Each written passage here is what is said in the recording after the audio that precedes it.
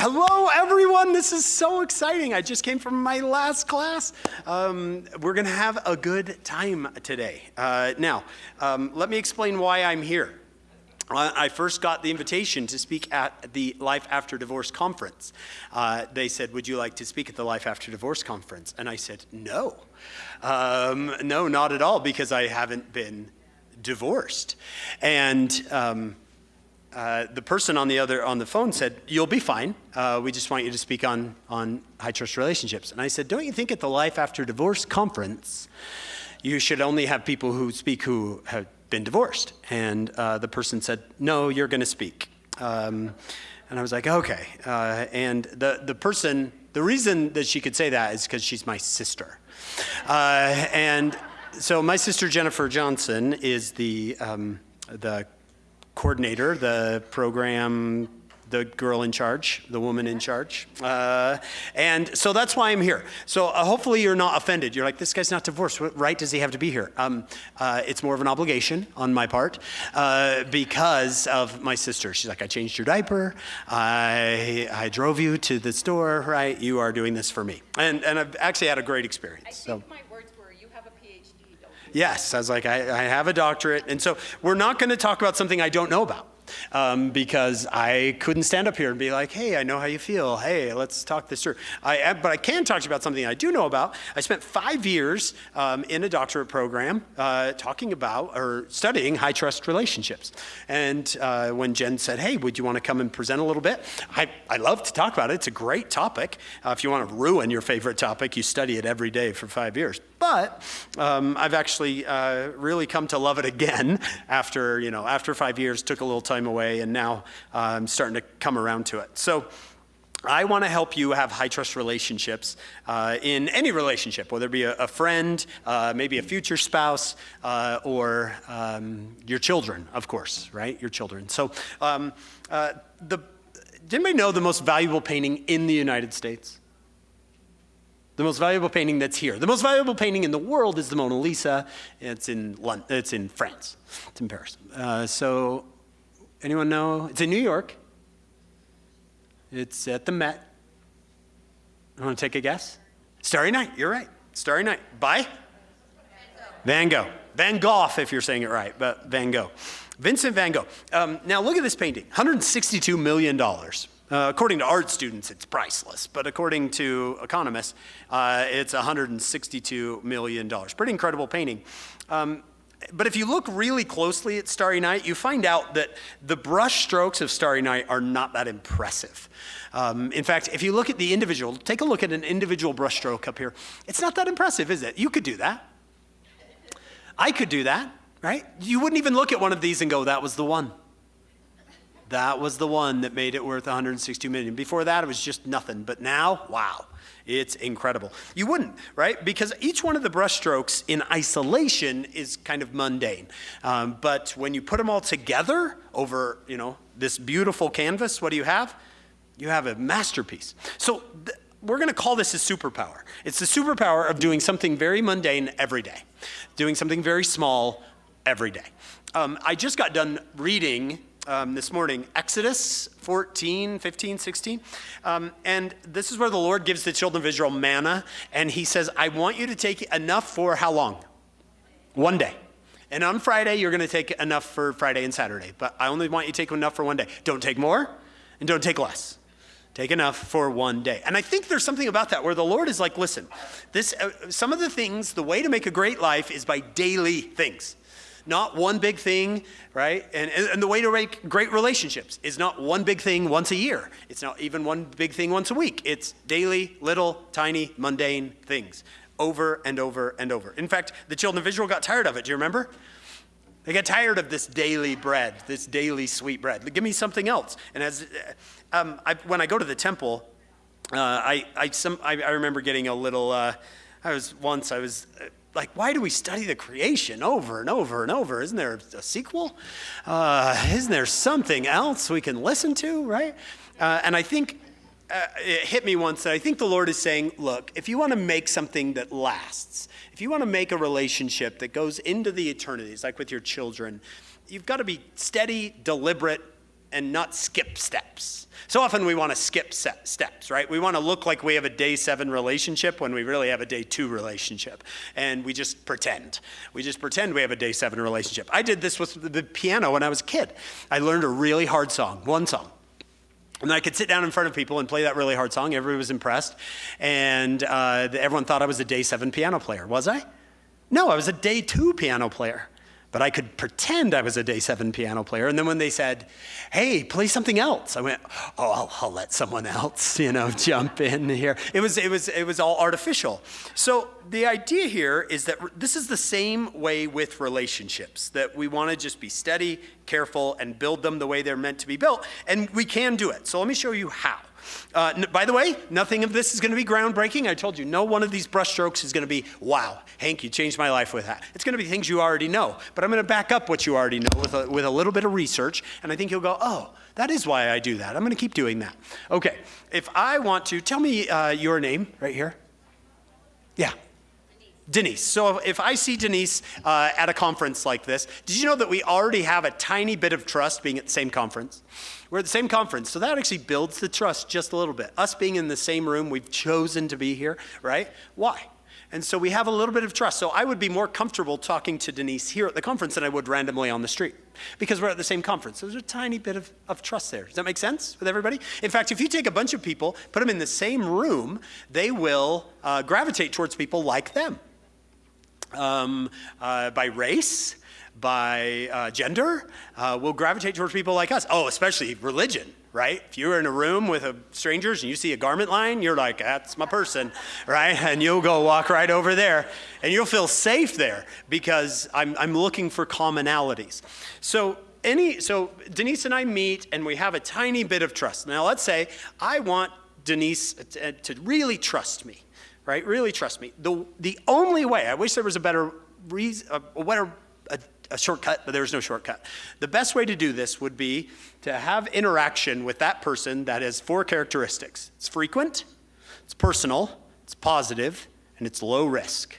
That is the only way for me to very slowly, and it does take time, build trust with someone. You can't say, oh, I gave birth to it, it should trust me. Or, right? There are no shortcuts because of any position or place or anything. It's just, this is how you build trust. So with children, what might this look like? It looks like bedtime. It's frequent, it's personal. Is it positive? Right, positive and low risk. Now, let me explain low risk, because most people understand frequent, right? I can't see Denise once every 5 years and expect her to trust me. It's personal, right? Meaning I call her by name, we interact personally. Me and the Utah Jazz have a lot of frequent interaction. It's just not very personal. They're on TV and I'm at home, right? So it's frequent, it's not personal. They don't know we're best friends. Frequent, it's positive, meaning everybody leaves the interaction feeling good about themselves, right? There's not a bad taste in their mouth. And low risk. Low risk means I don't make you feel vulnerable, right? I don't all of a sudden put something, ask a question or put you, in a position where now people are looking at you, right? Where now you feel unsafe around me. Does that make sense? So low risk means I'm not trying to fix you. Right? I'm just trying to have a positive experience, a positive interaction with you. Does that make sense? I'm not trying to Denise, let's talk about your personal problems, right? Let's tell me about your medications, right? Tell me about your therapist, right? It's just, you don't want to just dive into someone's life. Those things can come up in a high trust relationship, and they normally do in a high trust relationship. You'll tell people. But in a low trust relationship, and you're trying to build high trust, you don't want to all of a sudden push into high risk. It's the idea of, you remember Elder Maxwell used to say, don't pull up the flowers to see how the roots are doing? That's the idea of like, you're going to ruin it by trying to go there to see if you can, right? This involves quite a bit of patience. Now, one thing you need to understand before we keep going is a piece of the research called propensity to trust. Every individual has a different propensity to trust. And it has to do with their DNA and their past experiences, some trauma, maybe like that. So is anybody here A high trust person, you just trust people in general. You're just a high truster. That's great. That's great, right? How many of you are on the exact opposite? You're a low truster. I won't trust you until you earn it, right? So I'm a high trust individual. Like, I think most people are trying to do their best and they want to help, and most people are not going to hurt me, right? My wife, on the other hand, she is a very low trust person. There's like 4 people she truly trusts on the planet. I'm not one of them. Right? You have to know her longer than I've known her to get in that list, right? I'm almost there. We've been married 22 years, known her for 24. I think it's like 30 or 32 or something that I get to get in, the inner circle. It's just, she doesn't have a high propensity to trust. So this process is going to be totally different depending on who I'm working with, right? So have you noticed your kids are different? So one kid might just be super high trust with you. It just works. It just clicks. And the other one is like nothing. It's an eye of suspicion all the time, right? You look great today. What is that supposed to mean? You're like, what is your problem? So propensity to trust matters. Probably the best book I've ever read on this is not even on this topic, but it is the best book I've ever read on propensity to trust, because it's a true story of a kid named Joe Rance. Now, when we talk propensity to trust, think about this. When Joe is 3 years old, his mother dies. Is that going to impact his ability to trust? Absolutely. Is he going to be able to articulate that? No, not at all. He's 3. But it's going to impact how much he trusts people. What happens next is his dad is in a really bad place, mourning, and he puts Joe on a train from Washington to New Jersey.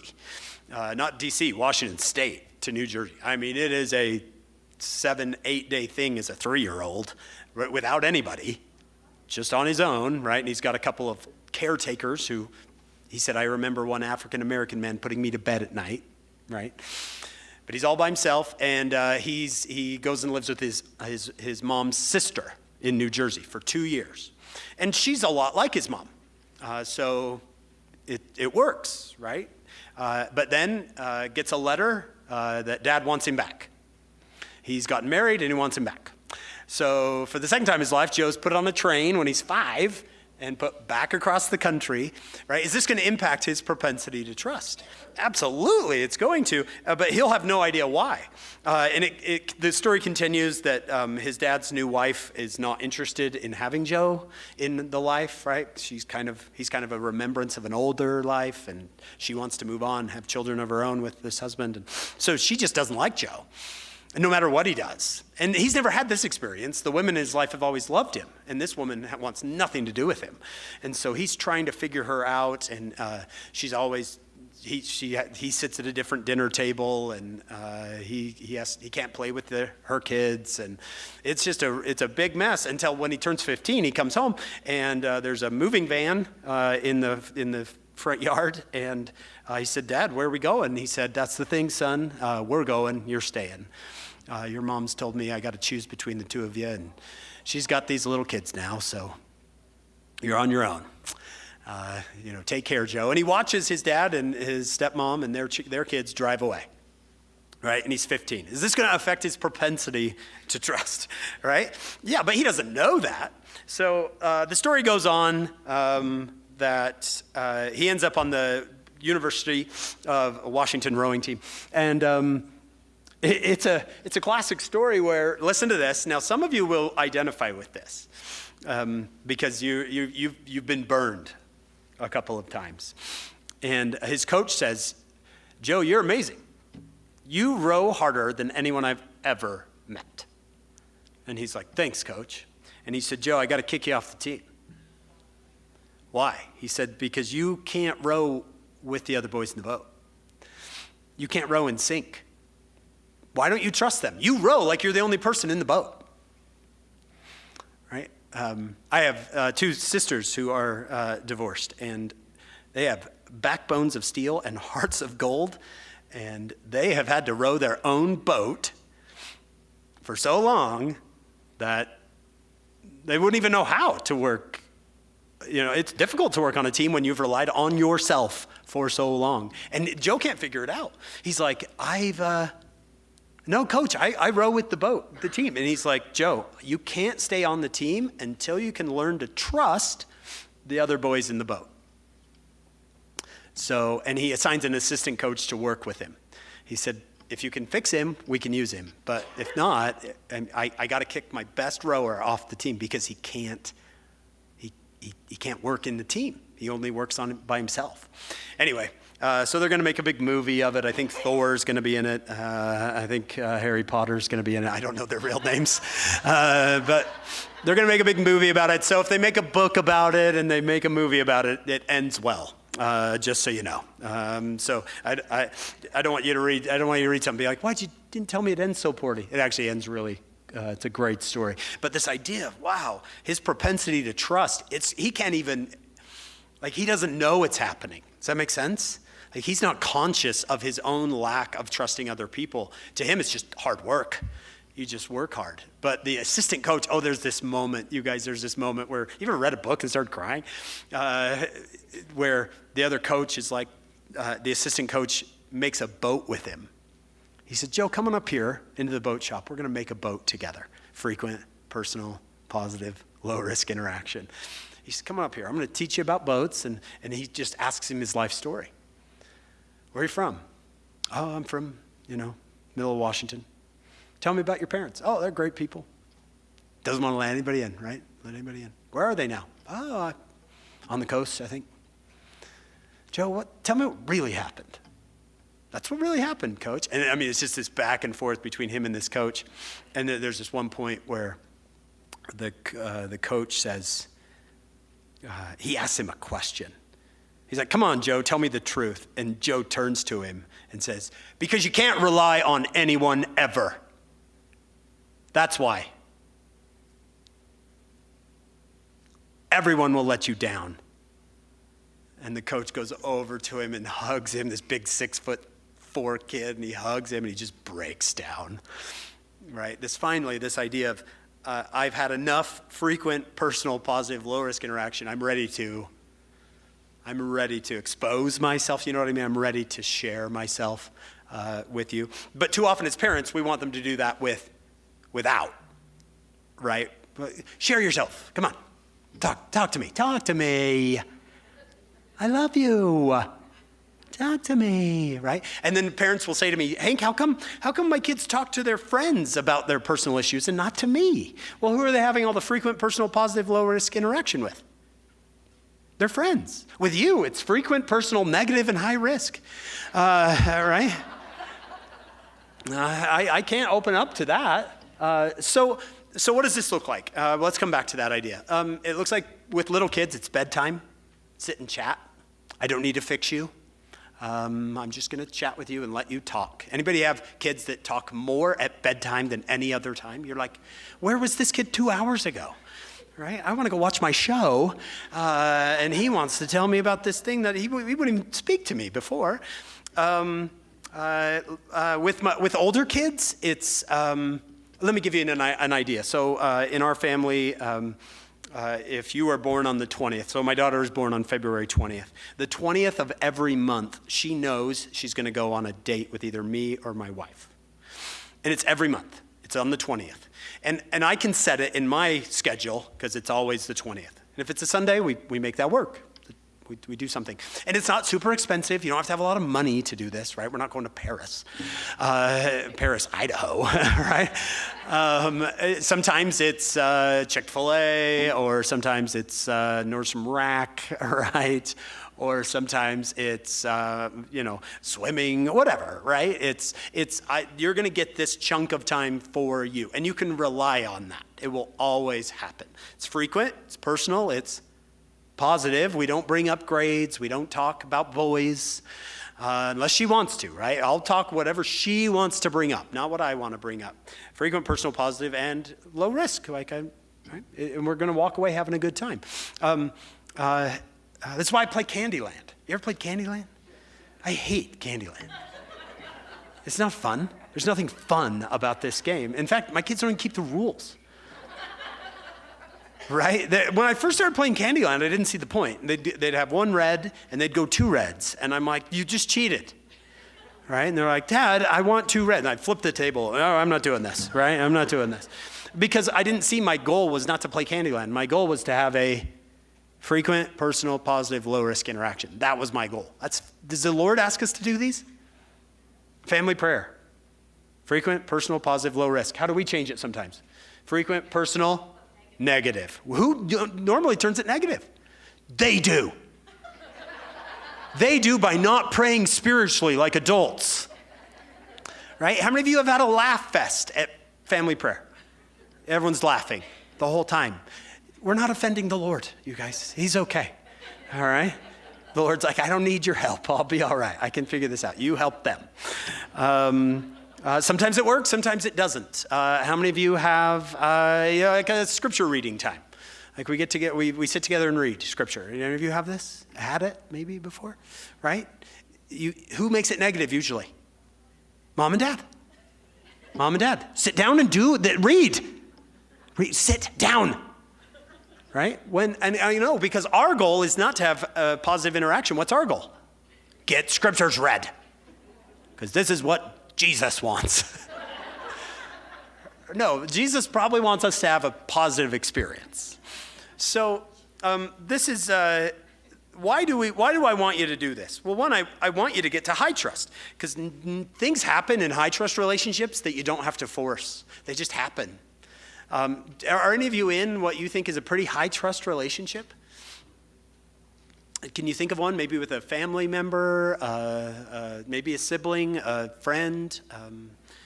This is where people ask for help. You don't have to prod them out of it. They just usually come to you and go, I'm really struggling with something. Can you help me? Right? This is where they value your advice. Anybody have a child value your advice? You're like, I've never seen that. Me neither. This is where people try new things. It's where they feel safe enough to buy into the relationship. It's where the relationship is fun. It's a fun relationship. We all want to get there, but we just sometimes don't want to do the work that gets us there. I'll show you what we do instead. We do 2 things instead. One, we look at the last sentence. We continue to preserve a sense of artificial harmony. How many of you have ever been in a relationship or a job where it was just artificial harmony? Everyone was pretending things were fine, right? We just pretend. We pretend things are fine. I shouldn't say this. Is my mom going to see this? Is my sister still in the room? Okay. This was my growing up child. This is my childhood. My mom would say things like, can you just pretend to be a happy family for 3 hours on Sunday, right? And President Elson was like, they can't do it. Let's go 2. Let's go 2 hours, right? People can only pretend for 2 hours. It was very much, we've got to preserve this sense of a day 7 family that we don't have. Does that make sense? We're going to look like a day 7 family, like we've put in the work and that we're all loving and kind with each other, but we don't have it. We do this in marriages, right? We pretend we have a day 7 marriage when we have not put in the time or the effort of the work. Artificial harmony. Turn to the person next to you and in a scary voice say, beware artificial harmony. Do that. Beware artificial harmony. Good, good. Hopefully you scared them. Because artificial harmony can work when you need it to work, like Thanksgiving, right? Thanksgiving is a bunch of people who are related getting together in artificial harmony, right? We just pretend things are fine and hopefully we can all make it through the weekend without a major breakdown, right? And it's a success. If we can get to Sunday night, we're driving home and it has not had a huge problem. We're like, look at that. I did not fight. Right? But sometimes one of your sisters can't make it all the way through and she throws out a comment and the whole thing is blown, right? Because it's all artificial. We don't want that we can do that for Thanksgiving, that's fine. But we can't do that with our kids, right? We don't want that with our children. We don't want artificial, we don't want a relationship that looks good. We want a relationship that is good. And sometimes you're going to have to choose between those two. Right? Because the moment you tell your children or decide or act in a way that you care more how about the relationship looks than what it really is, you damage the actual relationship. So that means when people are watching, Some of you are like, that means we just don't go to church, right? But when people are watching and things go bad, it's fine. It's human, right? Have you read the Bible? Have you read about these people? Come on, they had huge problems. Have you read Genesis yet this year? I mean, these people have serious family problems. These aren't small. These are huge problems. And the Lord's good with them. He's working with them. And the other thing we do, I said two things. One is artificial harmony, and the other is we use our formal authority too much. Okay, so let me tell you the difference between formal authority and moral authority. Formal authority is people follow you because they have to. If they don't, there's trouble, there's problems. Can you name anybody in your life who you follow because you have to? That you do what they say because you have to, or else you have way too many problems. Who would you think of? A boss. You do what your boss says because you have to, and if you don't, you could lose your job. You could, have all sorts of problems. Okay, anybody else? Lawsuits, okay, lawyers, judges, police, right? The police. When the police pull you over, no one's like, "Ooh, I got chosen." No, everyone's like, "Oh, I have to do this," right? Taxes, right? Who pays their taxes? No, I doubt there's anybody here. It's like, this is the best use of my hard-earned money.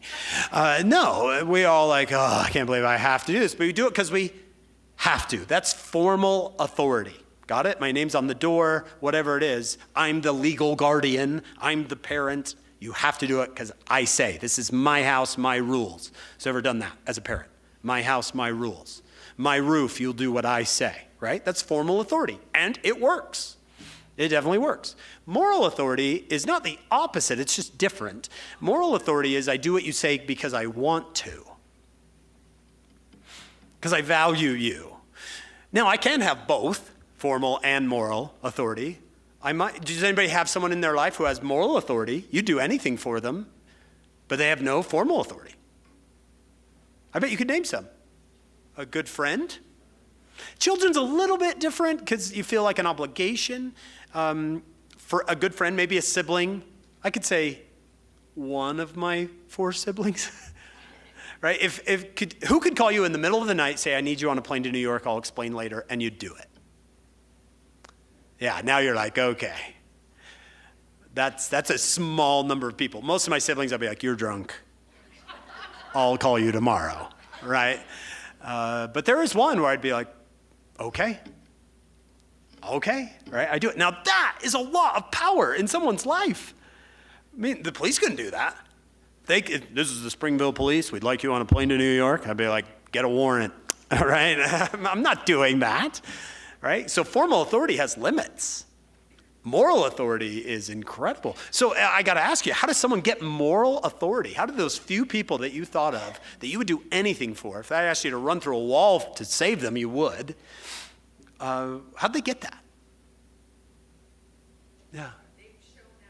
Yeah, that's the most often thing I get is I'll do it for them because I know they do it for me. I get that all the time. The other one is, it goes back to, we've had so much frequent, personal, positive, low-risk interaction built up over years of time. I would do anything for them. They've never let me down, not once. They've been there for me, right? Do you see how consistency matters? It's this idea of consistent. They've been so consistent over a long period of time. You wouldn't get on a plane that crashed 0.1% of the time. You wouldn't. Right? And you're like, well, that's a pretty good rate, right? You're like, no, I'm not. Would you get on a cruise ship that's like, we have a 99.9% rate of people returning, right? That little tiny problem matters. It matters. It becomes a big problem. Yellowstone National Park, where does everybody go? Old Faithful. No one goes to the largest geyser. The largest geyser at Yellowstone National Park is Steamboat. It's 3 times the size of Old Faithful. Nobody goes out there. Why? You have no idea when it's going to erupt. One time it took 72 seconds between eruptions. One time it was 54 years between eruptions. Sounds like your ex, huh? Just like, I just don't know. I don't know what I'm going to get. Where does everybody go? Old Faithful, because you know exactly what you're going to get every single time. There's even a little clock there that says Old Faithful's next eruption will be in, right? We should get one of those in the kitchen. Mom's next eruption will be in, right? It's this idea of I can trust you because you're consistent. So here's a great little book that you can read. It's called The Anatomy of Peace. The best leaders, and we'll put parents in here since we're talking about kids, the best parents are those whom children want to follow. We have a different word for parents whom children follow only because of force or need. We call them tyrants. Now, none of us expected to be tyrants. That wasn't your goal, was it? You weren't 16 thinking, oh, I can't wait to have my own kids so they'll cry themselves to sleep and I can yell at them, right? So what happened? Why do we go to our moral authority or formal authority when we should use our moral authority? Who's tired? Okay, we get tired. What else? What's that? I mean, it takes too long. This moral authority thing takes too long. I need results now. Let me give you an example from my life. Don't think that I live this, okay? I don't live this. I teach it, and I try, but I'm not even close. So the other night, I'm doing a big pile of dishes, and there's my daughter on her phone right there on the couch. And I said, hey, Mads, you want to help me with the dishes? No. Okay, now, what should I have done? Go to that far side. I should have thought to myself, why doesn't she want to help me? Because if it was her mom, she probably would. If it was my wife, she'd be like, sure, Mom. If it was her best friend, she'd be like, yes. Of course I want to help you. We'll have so much fun. Let's put on some music. But it was me. It was automatic. No. So I should have been thinking, what am I not doing? Where's my frequent personal positive emotion? How long has it been since we spent some time together? No, I didn't want to do all that. That takes a lot of energy and a lot of time. Guess where I went to? Formal authority. New rule. Anybody made new rules on the spot? This is the best part. You can be a parent. New rule. She who does not help with the dishes does not keep her phone. You want to help with the dishes? Yes. Good. Come on over. We'll have some fun. Come on, talk to me. Tell me about your friends. No, come on, tell me about your hardest class. I don't want to, Dad. Oh, come on. Right, we're having fun together. Look at us having fun. What did I just do? I skipped to day 1 and tried to be day 6, day 7. Right? I didn't want to put in the work to become a day 7 parent. I just wanted it to be one because I'm tired and I'm impatient. Do you see how that works? Now, sometimes you have to use your formal authority. You're a parent, right? When your kid's in the road, you're not like, how come you don't want to come out of the road when I ask? Right? You walk over and you move them. You're not going to that party. Why? There's alcohol there. You're not. I don't care if you want to or not. You're not going. You have to use it. But what happens if I use my formal authority where I don't need to? I create the very things I probably are my worst nightmare, which are resentment and rebellion. Those are the 2 things I don't want more than anything else. If you were to sit down and talk to me and say, Hank, what would be worst nightmare scenario? Resentment and rebellion. And I created them. It was me that created them, not her. Right? Now, don't get me wrong, kids are not perfect, and I don't want to come into the most, parenting is very intimate. You don't want to go into intimate parts of people's lives and be like, let me fix some stuff up in here. But I'm just throwing this out as an idea, right? That you're going, okay, there maybe are times, does anybody can think of times they used formal authority and they didn't need to? Anybody have one of those? Cleaning rooms. Is this really a time you want to throw your weight around? Is it that important to you? Right? It depends. Mostly, I think, if I ask my daughter to clean her, I'm trying to think.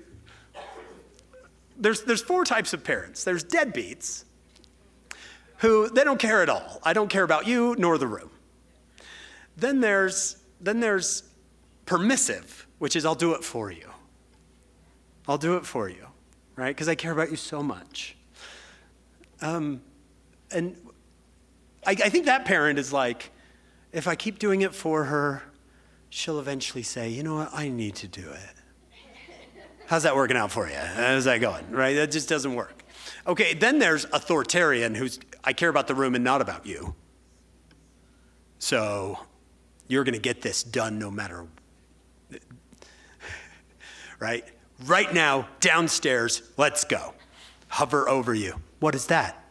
That's dirty clothes. What do we do with dirty clothes? We put them in the dirty clothes. Yes, watch this. So hard. Amazing, right? What's this, right? I've noticed that most parents, if they have to choose, will default to one or the other, permissive or authoritarian. How many of you default, if you have to permissive? I'll just do it for you. I'll just do it for you because I don't want to fight. I don't want to fight with you, all right? Yeah, my wife's that way. She's like, she can't sleep at night if she's had a fight with one of them. I'm like, are you serious? That's the best part. Who defaults to authoritarian? I'll make you do it. Watch. Right? Those of you who didn't raise your hand, what are you, deadbeat? They're like, I don't care. But there is a fourth option. There's a fourth option. You don't have to be deadbeat, authoritarian, or permissive. You can be what's called authoritative or godly, where I care about the standard and you. And I can work with you to help you become and reach the standard. Does that make sense? So I think the bad news is when I think I have to default. I got to be the good guy or the bad guy. Anybody ever had to decide that as a parent? Okay, you're going to make me be the bad guy? Okay, I'll be the bad guy. Watch. She's awesome. I'll let her out. But there is a way to say, no, I want to earn moral authority, but that doesn't mean the standard doesn't matter. Let me show you the Matrix. I've been talking about this and not the movie. But here's what this would look like. High care and concern for the person, high care for the standard, right? So neglect is on the low side of both. Permissive would be, I care about you, but I don't care about the standard. Authoritarian is, I care about the standard, but I don't care about you, right? Our relationship. And you can move toward this authoritative place. That's where we want to be. That's what we're going after. Okay, I've got 8 hours of stuff. So if you guys want to come to, I'm going to hold a conference called the Life After Divorce Conference, where we go through the rest of this, and it's only $1,000 to come to my conference. Just kidding. Let's finish. I'm going to give you what I think is the most valuable thing I got out of 5 years of research. The one thing that's helped me more than the others. Not that there aren't a bunch of others, there are. But this one, I wouldn't say this is a fail-safe, like this will fix all your problems, but it is a olive oil. Like it helps a lot of things. It has a lot of uses. Okay, if you want to build a trusting relationship with someone, probably the best thing you can do, besides what we talked about, frequent, personal, positive, low-risk interaction, maybe during this whole process, is listen to them. Now, listening is an art. It's a skill that we take for granted. The worst form of listening is false listening. It's where you're talking to someone, you think they're listening, but they haven't heard a word you said. Have you ever had a conversation like this? Men are worse false listeners than women in general. It's because men are not stupid. They are what's called single task oriented, which means when they're doing something, their whole brain is doing that. So think of a son that you have who plays video games. All right, you got a son playing video games. You ever tried to talk to him? Right? It's almost like you don't exist. What happens is in a male brain, and some women are like this, but in general it's men. In a male brain, their whole brain is doing the task, whatever the level or hammering, whatever. And there's a tiny portion of the brain, very small portion of the brain that monitors the environment for threats, right? But the rest is just focused in on doing this task. So when you walk into the room and your son is there and you say something, that tiny portion of the brain hears you and says to the big portion of the brain, without him knowing, you hear that? Is it a threat? No. Okay, just say, uh-huh. And so usually out of a man's mouth, you'll hear, uh-huh, yeah. Or one guy, it's, sure. And this tiny portion of the brain only has one phrase that it says over and over. Yep. Or gotcha. He does not know you're there.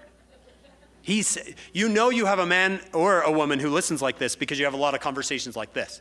We talked about this. No, we didn't.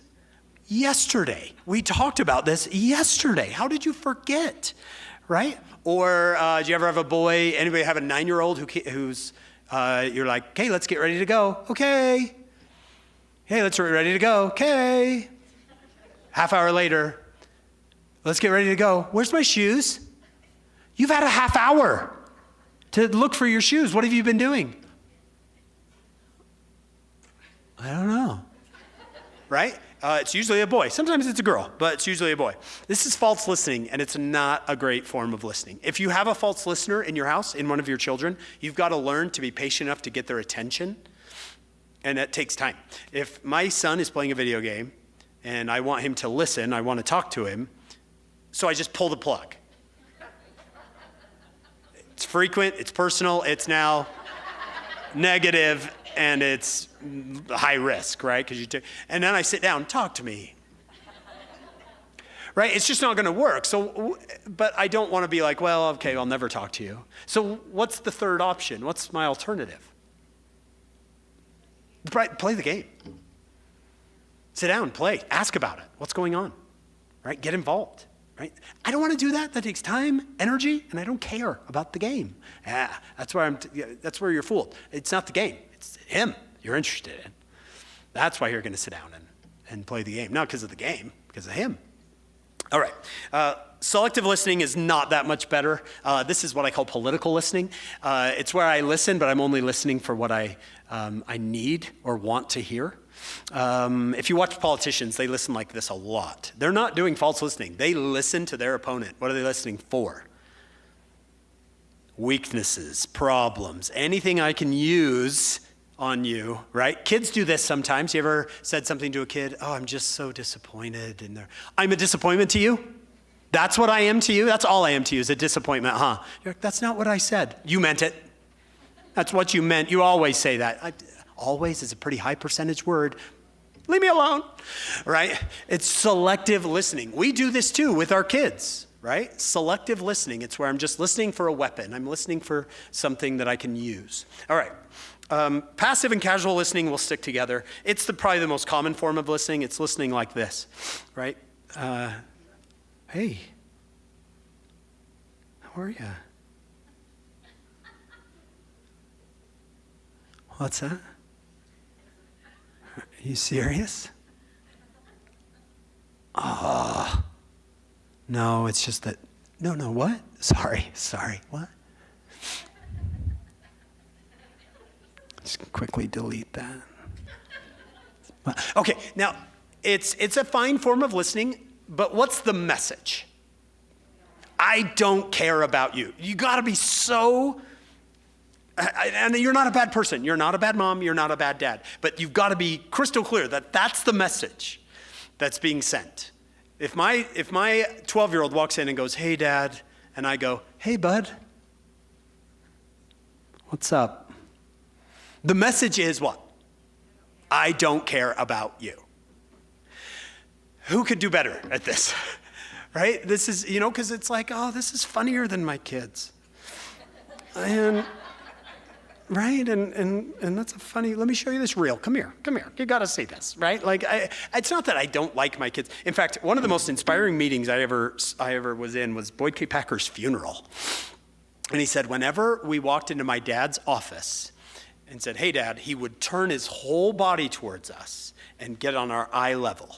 So if we were younger, he would kneel down. If we were older, he'd stand up straight, and he would look at us right in the eyes. This is what his son said, and he would say the exact same thing every time. What can I do for you? And it wasn't about like, oh, these kids, I'm their slave. And it was, I need to send a message that you are the most important thing to me. So he would do it every time. What can I do for you? Right? And sometimes it was, I just need the car keys. Okay, right? But it was this consistent, frequent, personal, positive, low-risk interaction that just made them feel valued, right? Okay. A good form of listening is content listening. Men are better at this than women, actually. It's where I have a conversation with you, and then if I took a test after, I could recall the information that you gave me, that I really, you told me directions, right? And I got it in my head where I'm supposed to go and how, or you gave me the time and place and date, so I got content. This is good listening, actually. It's not a bad form of listening where if I was just chatting with you and I'm just, wow, really? Okay.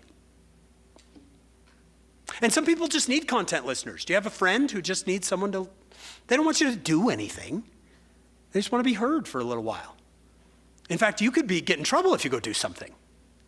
Right? You ever had someone go do something after you told them and you're like, nah, it's not what I didn't want you to do things. By the way, you need to let men know in general that they're not supposed to do something with this information. Like one time my wife told me a story about a lady in our ward who had done something to her that really made her mad. And I thought she was giving me this information because she wanted me to do something.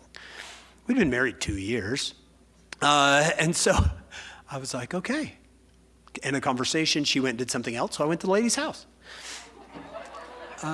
I know now. I went and talked to her about it, and I came home and told my wife, I said, I think it's taken care of. And she was like, what do you mean? I said, I went and talked to her. You what? I was like, yeah, I went and talked to her. She apologized. Right? And my wife was like, what did you do? I'm like, well, why did you tell me all that? Why did she tell me at all? She just wanted to tell me, that's all, just wanted to tell me. That's a good content listener. Should have been better. We moved, by the way. All right. Okay. Even better is discriminative listening. I know I'm supposed to be done here, so I'll be quick. Discriminative listening is where women are better at this than men in general. It's not, I'm not just listening for content, but how you're giving me content. So let me give you an example. Let's say I get home tonight and I say to Sarah, hey, you want to watch Iron Man 12 or whatever they're on? And she goes like this. Ready? Sure. Okay, I'm a content listener. What did I hear? Yes, sure means yes, you guys. I looked it up. No one has ever said no by saying sure. So I sit down, I get the popcorn, we're watching the movie. Halfway through, I find out she never wanted to watch this in the first place. Why'd you say you did? I didn't. You said sure. Yes, but I went, all right, so let's do it again. When she goes, sure. What'd she say? No. Everyone in the room knows she said no, besides 4 of us. 4 of us, yeah, and they're usually men. There's usually a man in here like, wait, she said sure. Yeah, she said sure, but she meant no. Okay. Like, I don't know what to do with that. My mom needed discriminative listeners. What did she have? She had content listeners. She'd go over by the garbage and go, oh. What was she saying? Take out the trash. I was a content listener. I heard, come smell this. So I went over to the trash. Oh, you are right. That is disgusting. That is rancid. You guys come here. Right? What is that, potatoes? It's potatoes. Ah, that's so gross. And we'd all go sit down. And she was like, you lazy boys. I was like, I went all the way over there to smell it. A better form of listening is active listening. Now, if you can do this, prepare to have a lot of friends and make a lot of money because these people are rare. Active listening is, tell me your name. Carrie. Carrie walks into the room, hey, Hank, and my whole body turns towards Carrie. And I say, hey, Carrie. And my eyes are right on her. Where's my phone? Far away, right? Because if it's in my pocket, it's going to buzz. And I'll be like, are those the tickets? Did we get the tickets? All right, and Carrie's out of my mind, right? But my phone's far away, and I am just here. And everything Carrie tells me. Sometimes Carrie doesn't need much. She's like, oh, having a good day. Okay, good. But some days, Carrie needs to talk, and I'm, are you serious? Carrie, I can't believe that. She said that to you? To you, like to your face? Carrie? Does she have any idea how much you do for that presidency? I don't think she does. Carrie, I'm as shocked as you are. Go on, tell me more. Are you serious? Right? And if I value Carrie, I keep doing this as long as Carrie needs me to, right? And at that point, what is the message? You are the most important thing to me. You matter. Try this with your kids. I want you to try it. It'll be weird for them. They'll be like, are you okay? I've never seen your eyes, right? But I want you to try this. When you get home today, say, kids, I have a little thing I'm supposed to do. This weird guy said I'm supposed to practice listening.